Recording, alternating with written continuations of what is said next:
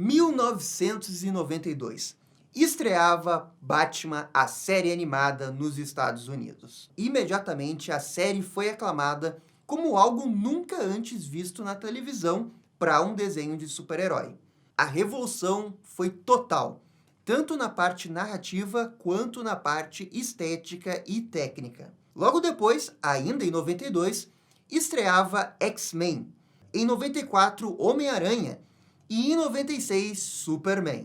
E esse era o início de uma longa era de animações de super-heróis que durou mais de 20 anos. E nesse período fomos muito bem servidos com animações espetaculares. Batman, Liga da Justiça Sem Limites, Super Choque, Jovens Titãs, Homem-Aranha, X-Men, Espetacular Homem-Aranha, The Batman, X-Men Evolution e muitas outras séries.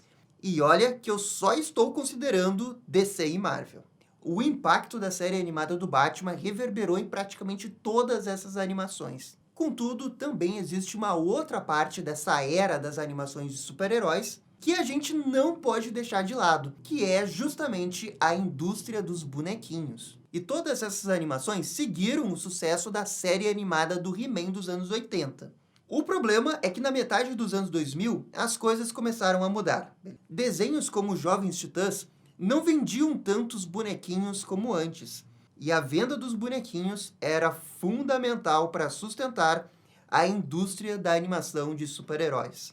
Até que chegamos em 2013, quando aconteceu o cancelamento de Justiça Jovem. A DC parou de ter animações mais sérias de super-heróis, enquanto que a Disney e Marvel lançava algumas animações no seu próprio canal, o Disney XD, mas nenhuma que realmente encantava ou chamava atenção.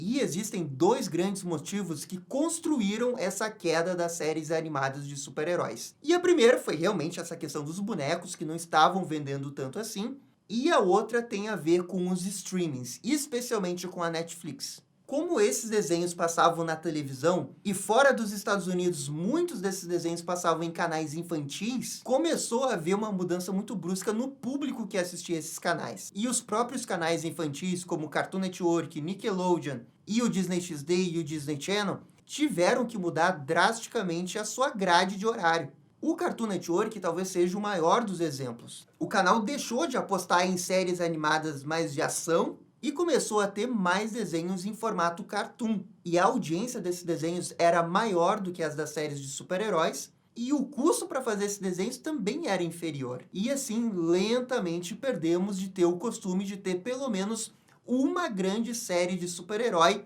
que seja mais séria por ano. Foi apenas em 2019 que as coisas começaram a mudar.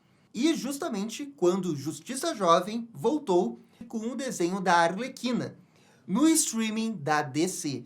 E esse é o ponto que eu queria chegar, porque nós estamos de volta numa era com grandes animações de super-heróis.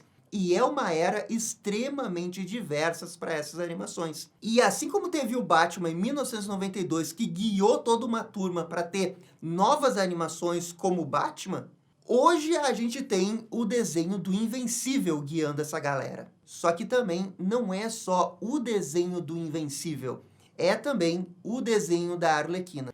Essas duas animações de super-heróis são as mais importantes desde o cancelamento de Justiça Jovem pelo Cartoon Network. Desde que a Arlequina estreou em 2019 e o Invencível estreou em 2021, a gente teve Minhas Aventuras com Superman, X-Men 97, ainda esse ano a gente vai ter o Caped Crusader e também tem já anunciado aquela animação do Homem-Aranha no colégio. E aqui a gente não está falando de qualquer animação também. A gente está falando de 4 animações, sendo que essas animações não são de personagens pequenos da DC e da Marvel. É do Batman, do Homem-Aranha, Superman e X-Men.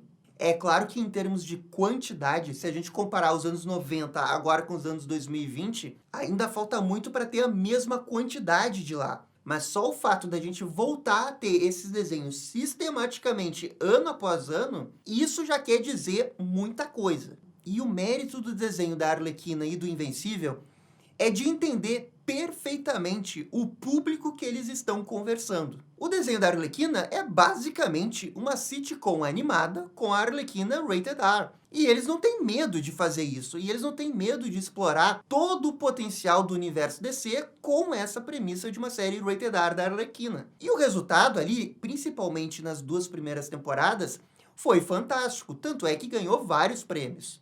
E o desenho do Invencível, na minha opinião, tem um mérito ainda maior do que o desenho da Arlequina, porque ele é um desenho que não vem com selo nenhum de DC e da Marvel. Ele vem com zero expectativa. E ele faz um desenho de super-herói que imediatamente se torna um fenômeno mundial da Amazon.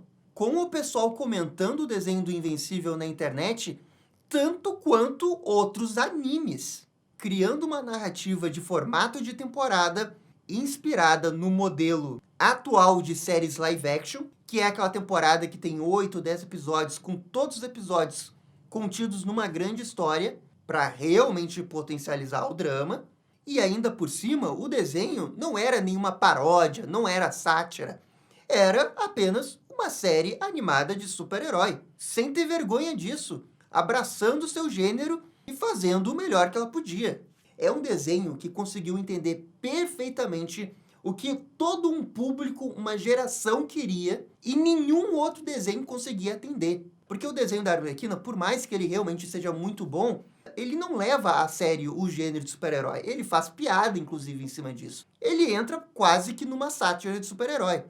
Enquanto que o desenho do Invencível não. Percebam que essa revolução que o Invencível traz é uma revolução bem diferente do Batman série animada. Porque o Batman série animada tinha um roteiro muito bem fechado, mas eram episódios individuais, não existia nem um pouco o conceito de temporada, e a série do Batman ainda se apoiava muito no talento das pessoas que estavam produzindo o desenho. Seja na sua direção, seja na sua música ou na sua estética. Esse era o segredo da série animada do Batman. A revolução do Invencível 30 anos depois é a revolução do storytelling em formato de temporada e, o mais importante, é entender o público. Ao ver que esse público existia e esse público responder positivamente e assistir e comentar Invencível nas redes sociais, o sucesso do desenho veio. E foi esse sucesso do desenho do Invencível que fez a galera que controla o dinheiro perceber que tem demanda para esse tipo de animação. Não foi tanto o caso do desenho da Arlequina, porque o desenho da Arlequina estava no streaming da DC, que era muito mais nichado do que o da Amazon. Mas mesmo assim, o desenho da Arlequina, mesmo fechado ali naquele nicho, já dava para ver que tinha uma demanda. E era um grande indício do que estava para acontecer. Mas o Invencível atingiu um público muito maior. Não só o pessoal da Amazon percebeu, como muitos outros estúdios perceberam. Seja a Netflix, seja a Warner, seja a Marvel. E aí a gente está falando de 2020, 2021. Quando esses outros estúdios foram fazer as suas animações depois do sucesso do Invencível, isso leva um certo tempo para a gente realmente ver isso em prática. Porque vai ter que fazer o conceito da série, storyboard, dublagem, animação, pós-edição, divulgação, até chegar na televisão. É por isso que a gente sabe da existência do Batman Caped Crusader, do Minhas Aventuras com Superman, há muito tempo. Mas só agora a gente está vendo o resultado desse esforço. E é agora que realmente começa essa era das animações de super-heróis. E o mais legal dessa nova era é que a gente não está abrindo mão da diversidade dessas animações. A gente tem a animação para o público em geral, que é o caso do Superman. A gente tem uma animação séria de super-herói, que é o Invencível para o público adulto. A gente tem uma animação também para o público adulto, que vai mais para o lado da comédia, que é o desenho da Arlequina. A gente tem aqueles desenhos super infantis para crianças de 5 anos, que é o caso lá do Spider-Man e seus incríveis amigos, que é o caso do Batwheels. E também tem aquelas séries de comédia para todo mundo, com a continuação dos Jovens Titãs em ação. E também não vamos esquecer da espetacular Garota da Lua. A nova animação do Batman Caped Crusader, pela primeira vez, vai ser uma animação rated R do Batman. Isso nos anos 90, gente, era impossível. A nova era das animações de super-heróis, capitaneadas por 2 animações rated R, está resultando numa série de outras animações para vários tipos de mercado. E bem, claro que nesse momento a gente já está até falando um pouco mais de negócio. E não tanto do impacto do desenho em si pela arte que ele representa, mas sim como negócio e o público que o desenho consegue conversar. Mas é esse negócio, quer queira ou não, que viabiliza esses desenhos de existirem. Como eu disse, ali na metade dos anos 2000, a indústria dos brinquedos não estava vendendo tanto quanto antes. E isso acabou afetando os desenhos de super-heróis dos anos 2000. E agora, em 2023, o negócio ele funciona um pouco diferente, porque é meio que uma teoria que existe na área do marketing, que é a teoria da cauda longa. Cada vez que a gente vai se afastando de uma grande cauda, chegando na ponta dela, mais específico é o conteúdo. E é exatamente isso que está acontecendo agora. A gente tem várias animações de super-heróis e cada uma delas é muito específica para um tipo de público. Quem assiste o desenho da Arlequina pode não assistir o desenho do Invencível. E quem assiste X-Men 97 pode não assistir o desenho da Arlequina. Só que só está acontecendo essa exploração do gênero de super-herói porque ali, 2, 3 anos atrás, o desenho da Arlequina e o desenho do Invencível mostrou para essa galera que libera o dinheiro que tem audiência, que tem demanda, que vale a pena arriscar. E é justamente isso que eles estão fazendo agora. A única coisa que me deixa um pouco triste com essa nova era de desenhos de super-heróis é que a gente vê que a franquia do Batman não está encabeçando essas mudanças. Mas também não dá para ganhar todas, né? Daqui a pouco o Batman Caped Crusader aparece e é revolucionário.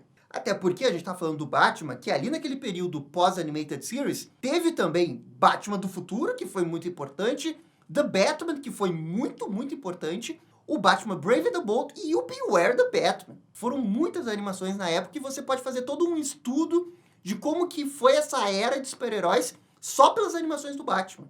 E agora, com as séries animadas voltando, é só uma pena que o Batman tá mais seguindo a tendência do que propriamente revolucionando o mercado. Mas aí, pelo menos a Arlequina pertence à franquia do Batman, então eu acho que ainda tá valendo. E de um jeito ou de outro, o futuro das animações de super-heróis é belíssimo. A gente tá vendo a primeira leva.